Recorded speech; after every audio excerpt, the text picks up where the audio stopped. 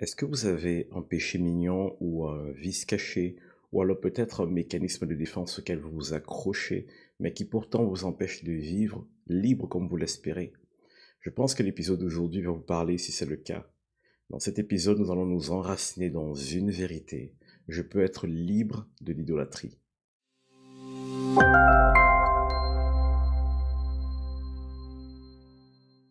L'idolâtrie est définie comme le fait de vénérer un faux Dieu, ou alors le vice qui naît d'un attachement malsain vers une chose ou vers une personne.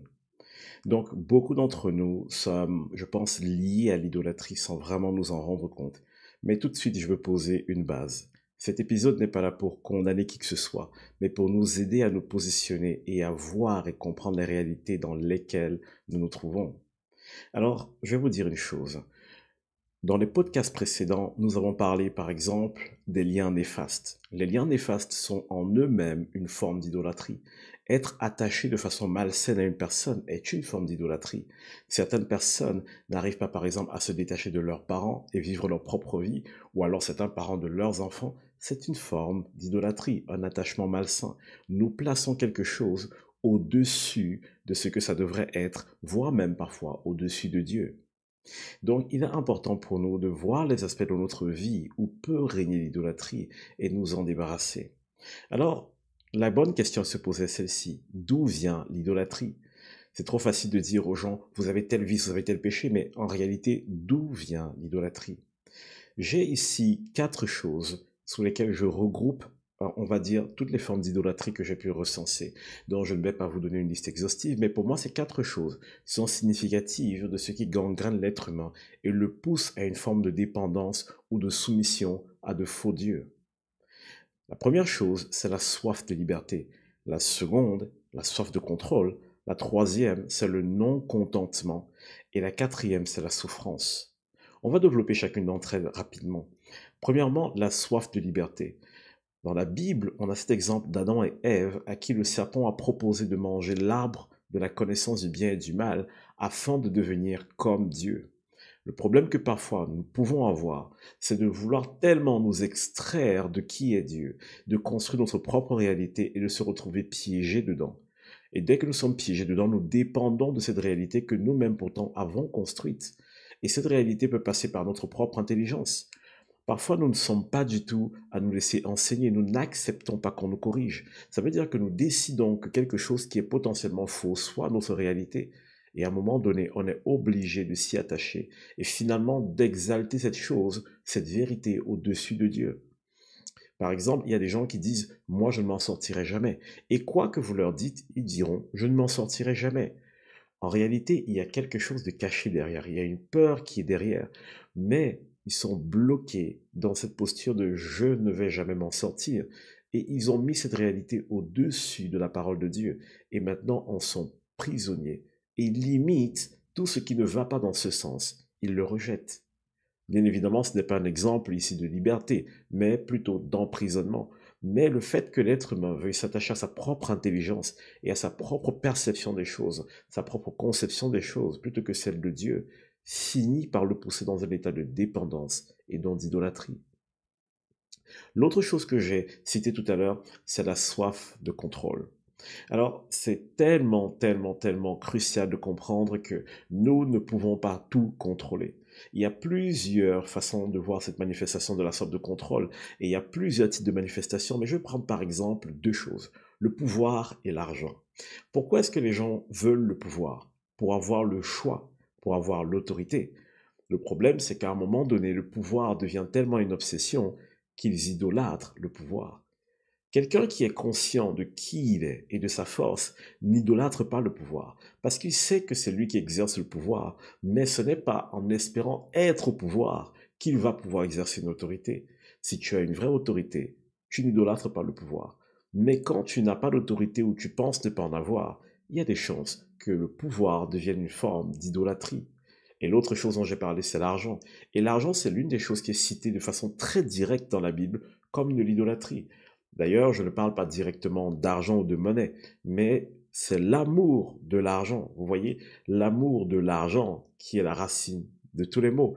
Et donc, vous vous rendez compte que si vous êtes attaché à l'argent, vous avez une idole dans votre vie.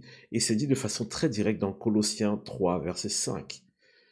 Ensuite, j'ai parlé du non-contentement.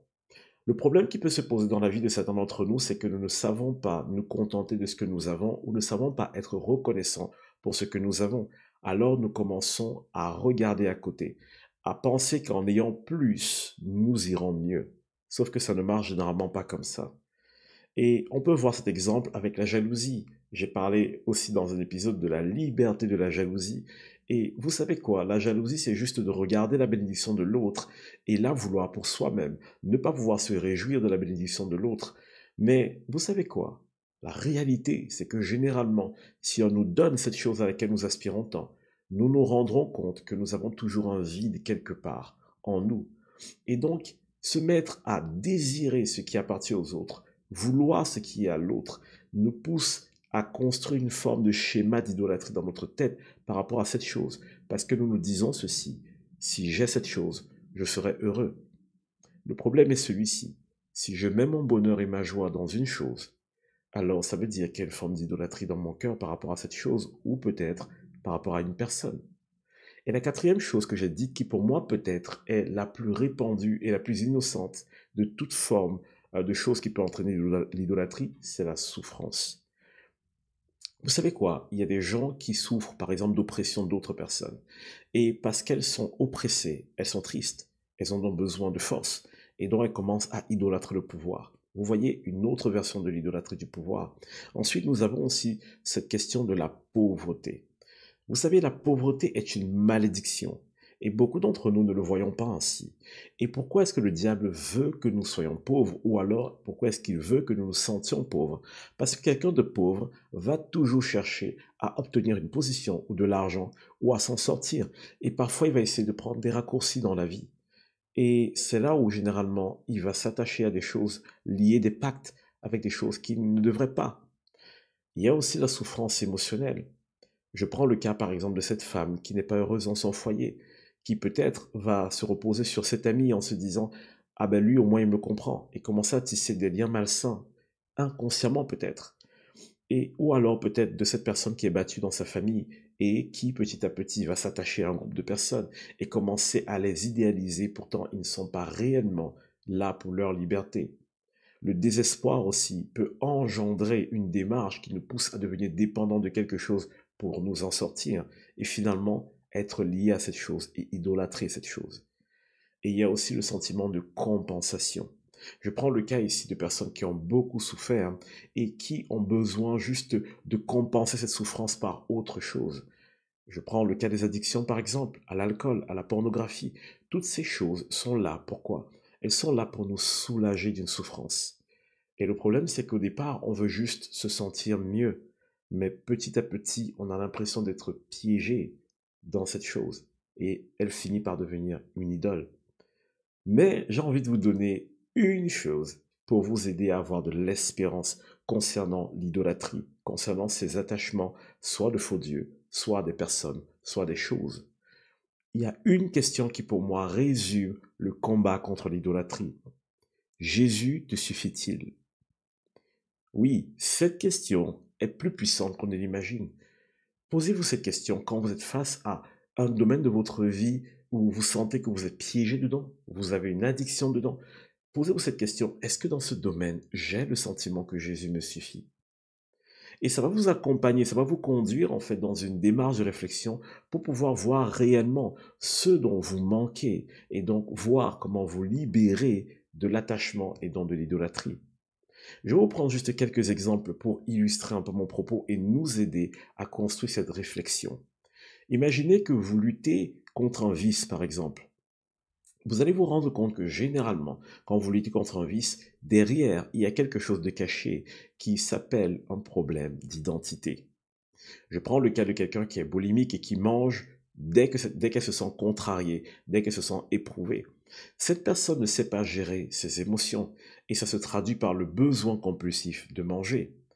Donc ça veut dire que si j'aide cette personne à gérer ses émotions, donc je la reconstruis dans son identité, dans qui elle va arrêter de manger de façon compulsive. Donc vous voyez au final que peut-être qu'elle a nourri une idolâtrie par rapport à la nourriture, mais c'est pas juste en disant arrête d'idolâtrer la nourriture que le problème va être résolu, c'est plutôt en guérissant la racine émotionnelle qui est derrière ça. Donc on peut l'appliquer à plein de choses, on peut l'appliquer à plein de vices. Qu'est-ce que vous recherchez dans les vices? Quel est le réconfort que vous recherchez? Est-ce que vous fuyez une souffrance? Peut-être. Parce que certaines personnes boivent beaucoup parce qu'elles souffrent et elles n'arrivent plus à gérer cette souffrance et elles veulent juste se détacher de cette souffrance. Alors ça provoque quoi? Ça provoque un attachement à l'alcool et au final, on idolâtre cet alcool. Cet alcool passe au-dessus maintenant de notre famille, de nos amis et même de Dieu parfois. Je peux vous prendre encore un autre exemple. C'est l'exemple d'une personne qui a soif de liberté. Vous savez quoi? Si vous avez soif de liberté, autant mieux poursuivre la vraie liberté. Beaucoup de personnes définissent la liberté comme pouvant faire, comme, pardon, être le fait de pouvoir faire ce qu'on veut faire. Moi, je pense que la vraie liberté, c'est le fait de ne pas faire ce qu'on ne veut pas faire. Oui, cette phrase est technique, mais je vais l'expliquer. Vous savez, parfois, vous avez envie de poser un acte et vous savez que ce n'est pas bon, mais c'est comme si c'est plus fort que vous. Là, c'est la preuve que vous n'êtes pas libre. Parce que si vous étiez réellement libre, vous choisiriez ce que vous voulez faire. Donc le seul fait de se rendre compte que chacun d'entre nous avons un domaine où nous ne sommes pas totalement libres nous prouve une chose, c'est qu'on a réellement besoin d'apprendre à se libérer de l'idolâtrie. Mais souvenez-vous, la question clé, le centre de toute chose, c'est ceci. Est-ce que Jésus me suffit? Dans ce domaine de ma vie, est-ce que j'arrive à voir Jésus, pardon, comme étant suffisant? Je vous prends encore d'autres schémas d'idées pour nous aider à voir un peu plus clair dans la question de l'idolâtrie. Alors, si j'ai du mal à me positionner, si j'ai du mal à voir que Jésus me suffit dans chaque situation de ma vie, cela montre une chose. Ça montre que je n'arrive pas à voir Jésus selon qui il est réellement. Je vous prends des exemples. Si je me mets à chercher l'aide de la voyance, qu'est-ce que ça signifie? Si je commence à m'attacher aux horoscopes, qu'est-ce que ça signifie? Ça signifie que je ne suis pas sûr ou convaincu que Jésus tient mon avenir entre ses mains.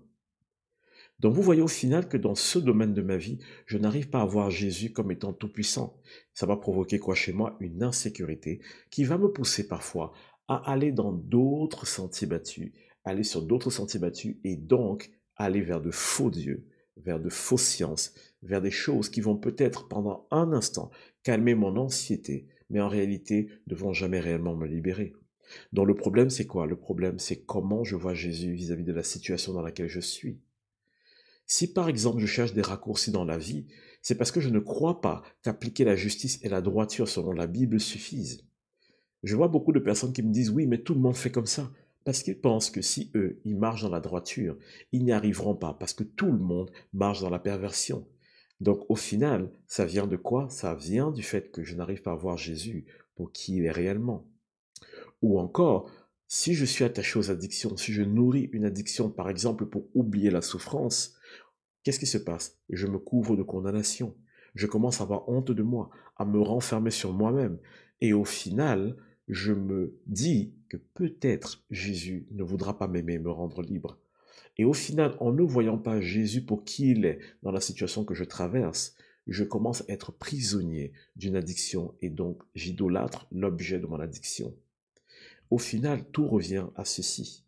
À quel point est-ce que je crois que Jésus est ce qu'il dit être? À quel point est-ce que j'ai confiance en Christ dans la situation où je suis? À quel point est-ce que j'arrive à voir Christ pour qui il est réellement? Est-ce que j'arrive à le voir comme étant le chemin, la vérité et la vie? Est-ce que j'arrive à le voir comme étant suffisant pour régler ma situation? Ou alors est-ce que je me dis, oui, Jésus m'aime, je sais, mais j'ai besoin de régler mon problème, alors je vais voir un marabout ou un sorcier pour que ça aille plus vite? Est-ce que Jésus me suffit? Vous savez, parfois certaines choses mettent plus de temps que d'autres à arriver. Et je sais que souvent, on manque de patience. Mais moi, je vous encourage fortement à chercher la solution en Christ, à chercher la solution en Jésus, sachant que c'est le seul qui est capable de vous aimer et de vous donner tout pleinement, sans rien demander en retour. Alors, peu importe à quel point tu penses que tu t'es éloigné de Dieu, peu importe ce que tu penses de toi, sache ceci. Si tu crois que tu es éloigné de Dieu, lui ne s'est jamais trop éloigné de toi. Alors laisse-le t'abreuver et te donner accès à cette source d'eau vive qui fera que tu n'auras plus jamais soif.